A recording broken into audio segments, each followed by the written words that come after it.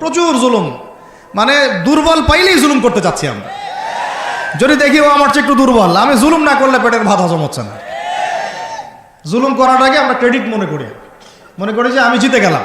আরে ভাই, কাল কিয়ামতের মাঠে কি হবে আপনার আমার অবস্থা? কাল কিয়ামতের মাঠে কি হবে অবস্থা? নবী সাল্লাল্লাহু আলাইহি ওয়াসাল্লামের কথা কি মিথ্যা? তিনি বলছেন কিয়ামতের মাঠে বহু মানুষ উঠবে উহুদ পাহাড়ের সমান নেকি নিয়ে। একেবারে উহুদ পাহাড় দেখছেন আপনারা কেউ? অনলাইনে দেখে নেন, বিশাল পাহাড়।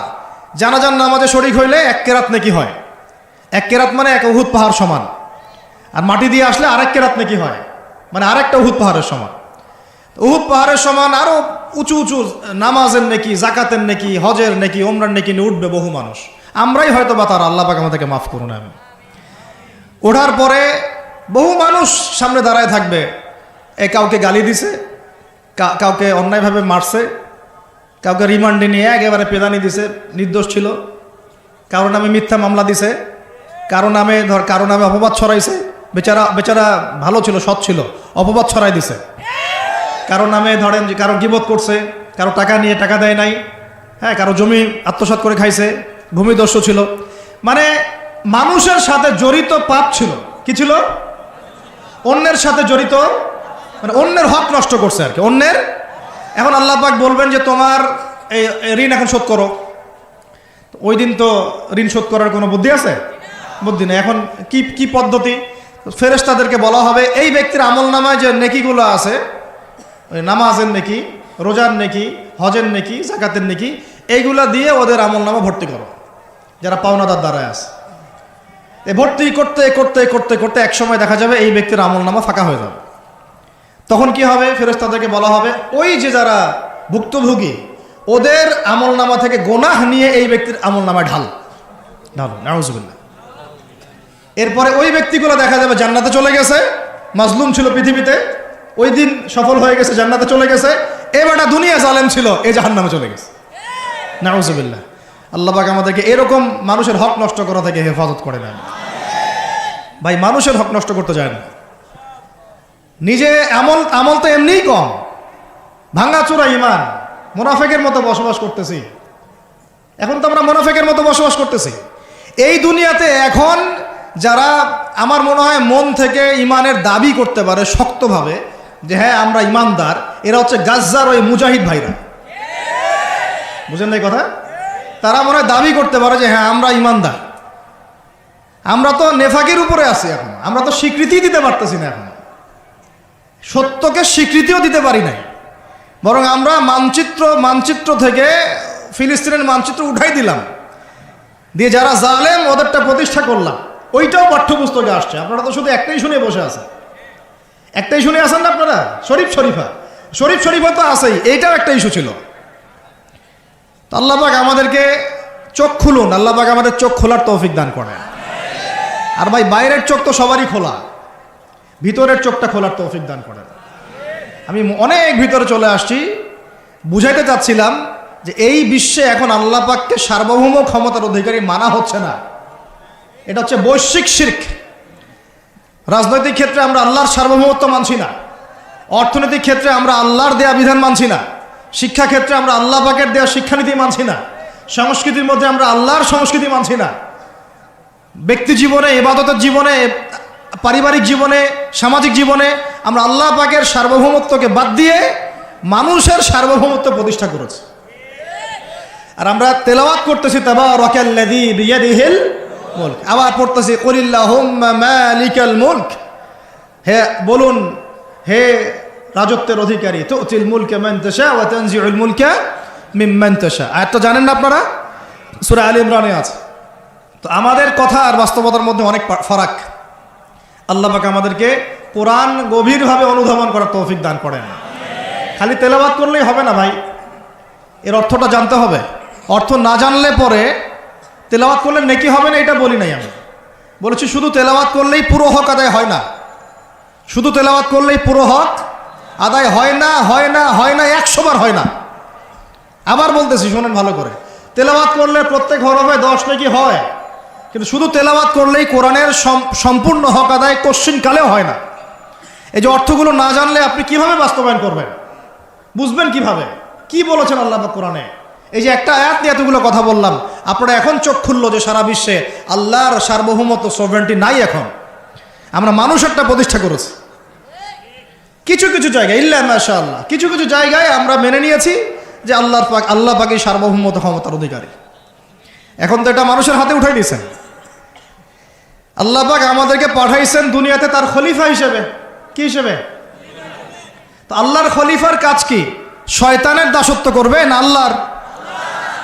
বলেন, আল্লাহর খলিফার বৈশিষ্ট্য কি, ফাংশন কি? সে কি শয়তানের দাসত্ব করবে না আল্লাহর? সে কি আল্লাহর বিধান মানবে না শয়তানের? সে কি আল্লাহর সার্বভৌমত্ব মানবে না শয়তানের?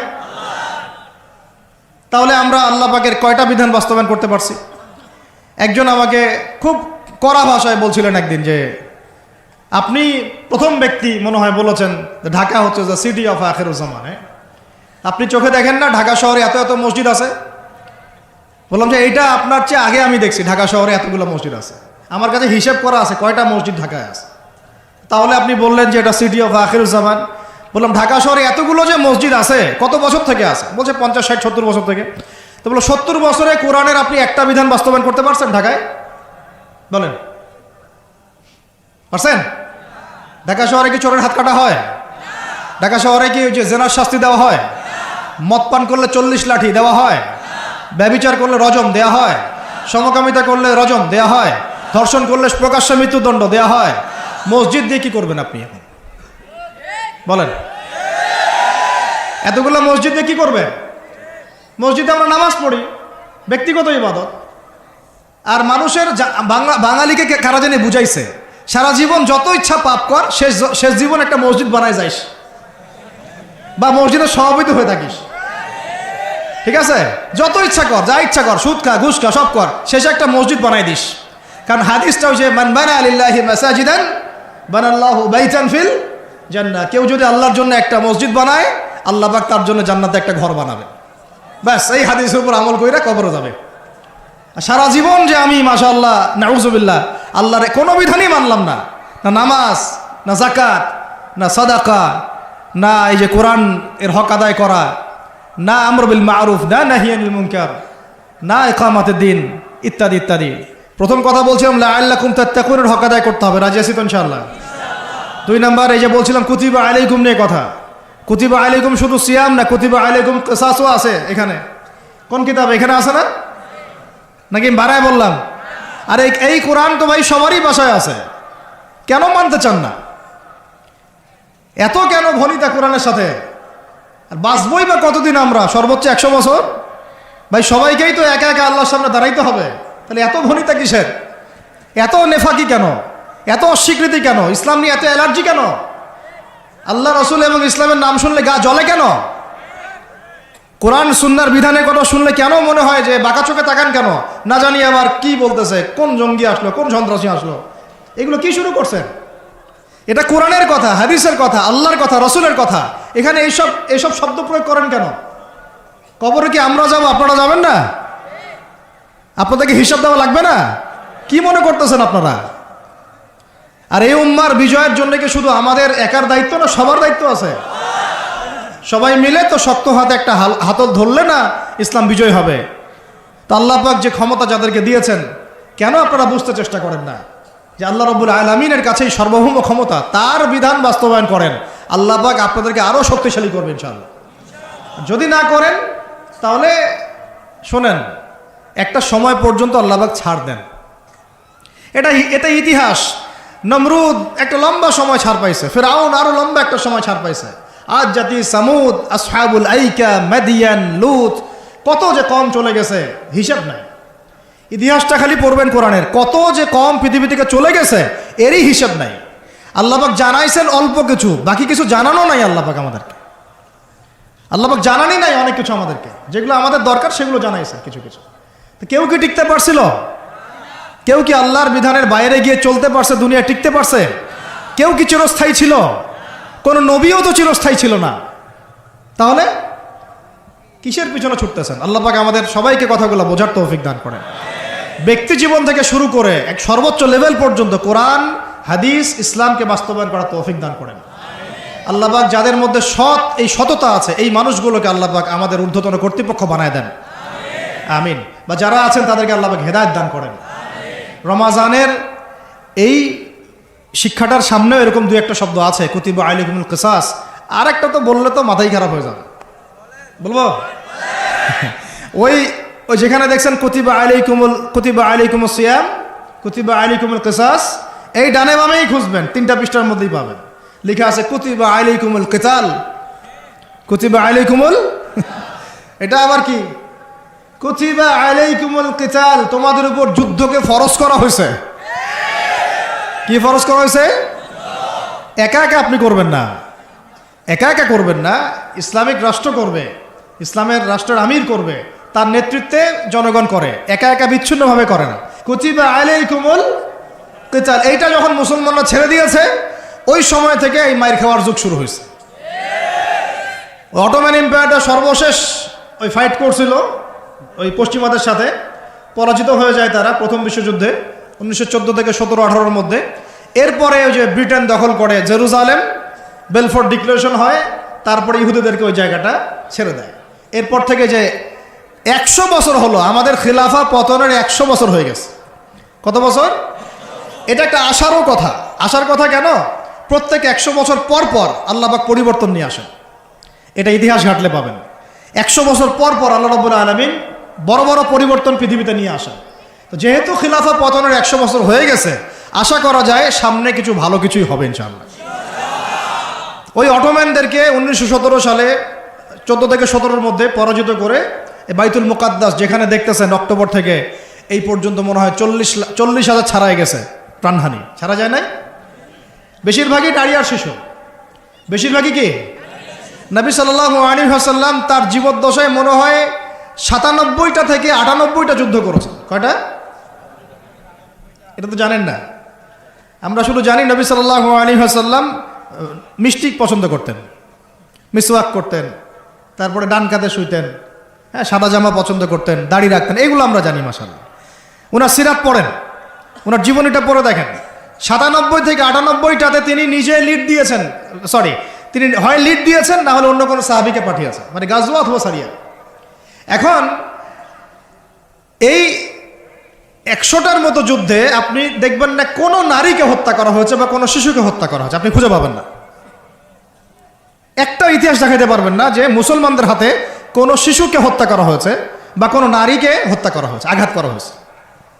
শুধু আলী রাদিয়াল্লাহু আনহু একদিন এক নারীকে ধরেছিলেন, কারণ নবী সাল্লাল্লাহু আলাইহি ওয়াসাল্লাম বলেছিলেন যে অমুক জায়গায় এক মেয়েকে পাবা, ওই মেয়ের কাছে একটা চিঠি আছে, ও গুপ্তচর বৃত্তি করেছে, ওই চিঠি সে মক্কায় পৌঁছে দিতে চাচ্ছে, ওকে রাস্তায় ধরবা, ওর কাছ থেকে চিঠি আদায় করবা। কথা বুঝতে পারছেন? উনি গেলেন, দেখলেন হ্যাঁ ঠিক ওই জায়গায় এক মেয়ে আছে, এই চিঠি বের করো। আর নাই, আমার কাছে কোনো চিঠি নাই। তিনি বলছেন যদি চিঠি বের না করো তাহলে কিন্তু প্রয়োজনে একদম সব সার্চ করে চিঠি বের করবো কিন্তু। তো পরে ভয়ে সে চিঠি দিয়ে দিছে। এই একটাই ঘটনা পাওয়া যাচ্ছে যে মেয়েদের সাথে যুদ্ধক্ষেত্রে আচরণ। আর এই পুরো 100টা বা 98টা সারিয়ার গাজওয়ায় নবী সাল্লাল্লাহু আলাইহি ওয়াসাল্লাম সাহাবীদের হাতে একটা শিশুও মানে নিহত হয় নাই, একটা মহিলাও নিহত হয় নাই। যদি কোনো দলিল পান আমাকে জানায়েন, যদি আমার জ্ঞানে কমতি থাকে। আপনারা যদি দলিল পান আমাকে জানায়েন, আমার জানা নাই। আর আপনি দেখতেছেন অক্টোবর থেকে এই যে এটা কি মাস, মার্চ, এই যে 5, 6, 7 মাসের মধ্যে আপনি দেখতেছেন যে 40-42 হাজার মুসলমানকে মারা হচ্ছে, তার মধ্যে বেশিরভাগই নারী আর শিশু। নারী আর শিশু, এগুলো দেখলে তো ঘুম হয় না আমাদের, কিচ্ছু করার নাই, তামাশা দেখতেছি সবাই বসে বসে। আর যাদের করার ছিল এরা বসে খ্যাপসা খায়। কি খায়? ওরা ওই সিনেমা হল উদ্বোধন করে, মদের বার ওপেন করে, হ্যাঁ সুবহানাল্লাহ। পাশে নবী সাল্লাল্লাহু আলাইহি ওয়াসাল্লাম শুয়ে আছে, চিন্তা করেন, সাহাবীরা রাদিয়াল্লাহু আনহুম আজমাইন তারা শুয়ে আছেন। ওখানে গেলে মুমিনদের চোখের পানি ছেড়ে দেয় মানুষ। কি একটা অবস্থা! ওইখানে আল্লাহর ঘর বাইতুল্লাহুল হারাম। অনেকে আবার বলে কি করার আছে আমাদের কিছুই করার নাই। হ্যাঁ, তো ওই জন্য একদিন বলছিলাম তো কিছু করার নাই, তাহলে নেইমারকে নিয়ে এসে ফুটবল খেলা, ওটাও চলতেছিল। হ্যাঁ, বিভিন্ন বলিউড তারকা, হলিউড তারকা আইসা এসে কনসার্ট করতেছে, এগুলা করেন, কিছু করার নাই তো। হ্যাঁ, বেশি না, আপনারা যদি একটু জিও পলিটিক্স পড়েন দেখবেন 10টা, বেশি না 10টা মুসলিম কান্ট্রি যদি একসাথে হয়, 10টা মুসলিম কান্ট্রি যদি একসাথে হয় বা একটা টেবিলে বসতে পারে, এই 10টা মুসলিম কান্ট্রির কাছে যে পরিমাণ সৈন্য আছে, যে পরিমাণ অস্ত্র আছে, যে পরিমাণ জ্বালানি আছে, যে পরিমাণ তেল আছে, আর যে পরিমাণ গ্যাস আছে, আর বাকি কথা নাই বললাম, এই ইসরায়েলের মতো 100টা দেশের সাথে মোকাবেলা করতে পারত। এক একটা বাচ্চার রক্তের বদলা নেওয়া যাইতো, একটা একটা বোনের ইজ্জতের বদলা নেওয়া যাইতো। শুধু ওই ইমানদার কোন ওমর আল্লাহ পাক এখন আমাদের কাছে দেন নাই। কারণ কেন দেন নাই জানেন? কারণ আমরা তো আর তার সাহাবীদের মতো না। আমরা যদি সাহাবীওয়ালা জিন্দেগি আবার শুরু করি, আল্লাহ পাক ওমর ইবনুল খাত্তাবও পাঠাবেন ইনশাআল্লাহ। বুঝাতে পারতেছি না? আমরা ঠিক না হলে তো আসমান থেকে ফেরেশতা নামবে না ভাই। আর আমরা এই এত দূরে বসে ছোট্ট একটা রাষ্ট্রের মধ্যে আলোচনা করি, কি আলোচনা করি আর কি ফায়দা হবে? কিন্তু আলোচনাগুলো করতেছি আল্লাহর কাছে দায়মুক্ত হওয়ার জন্য, যাতে আপনারা সত্যটা জানেন এবং হকটা বুঝতে চেষ্টা করেন, আপনার পরবর্তী প্রজন্মকে এটা জানান। আল্লাহ চাইতো আমরা না পড়লে কি হয়েছে, দেখা যাবে 100 বছর পরে হইলেও আমাদের পরবর্তী প্রজন্মরা ইনশাল্লাহ বাইতুল মুকাদ্দাস উদ্ধার করবে ইনশাল্লাহ। কারণ লিখা তো হয়ে গেছে এটা, যে ওইটা আমাদের হাতে আসতেছে ইনশাল্লাহ। এবং ওইখানে 40 বছর ইসলামিক খেলাফত বাস্তবায়ন না হওয়া পর্যন্ত এই বিশ্বে কিয়ামত হবে না ইনশাল্লাহ। কত বছর? কে করবে? ঈসা আলাইহিস সালাম। কে করবেন? ঈসা আলাইহিস সালাম। তার সাথে সঙ্গ দিবেন ইমামুল মাহদি। এটা হবে সামনে। এখন ওইটা যখন হবে, ওই 40 বছর ইসলামী খেলাফত, তখন তাবারাকাল্লাযী বিয়াদিহিল মুলক, ওই আল্লাহ পাকের যে মুলক, আল্লাহ পাকের সার্বভৌমত্ব, আল্লাহ পাকের সরভেন্টি, আল্লাহ পাকের রাজত্ব, ওইটা সারা বিশ্বে প্রতিষ্ঠা হবে ইনশাআল্লাহ। এখন ওইটা নাই। এখন কি আছে? এখন মুলক হচ্ছে জাতিসংঘের, সব কিছু ওদের হাতে। আর এগুলো গঠনই করা হয়েছিল মুসলমানদের স্বার্থ দমন করে পশ্চিমাদের স্বার্থ উন্নয়নের জন্য। একেবারে খোলামেলা কথা বললাম। এখন পর্যন্ত ওদের ভিশন এবং এজেন্ডা এইটাই। পৃথিবীর কোনো জায়গায় মুসলমানের স্বার্থ তারা সর্বোচ্চ অগ্রাধিকার দিবে না, বরং আমাদেরকে দাস বানানোর জন্য এটা তৈরি করছে ওরা। আর আমরা এখন সেই দাসত্বের মধ্যে চলে আসছি। কেউ কিছু বলেও না, কেউ কিছু করে, সবাই মেনে নিয়েছি। আর কেন আলোচনা করে লাভ নাই? আপনারা প্রত্যেকটা ঘরে ঘরে একটা করে আইয়ুবের জন্ম দেন, আলোচনা করে লাভ নাই। এত প্রত্যেকটা মা বোনকে বলবো, একটা করে বাচ্চা দেন আমাদেরকে আইয়ুবের মতো, একটা করে বাচ্চা দেন তারেক বিন জিয়াদের মতো, একটা করে বাচ্চা দেন আমাদেরকে বিন কাসিমের মতো। ইনশাল্লাহ আজ না হোক 100 বছর পরে হলেও ইনশাল্লাহ বিশ্বের শাসন ক্ষমতা আমাদের হাতে আসবে ইনশাল্লাহ।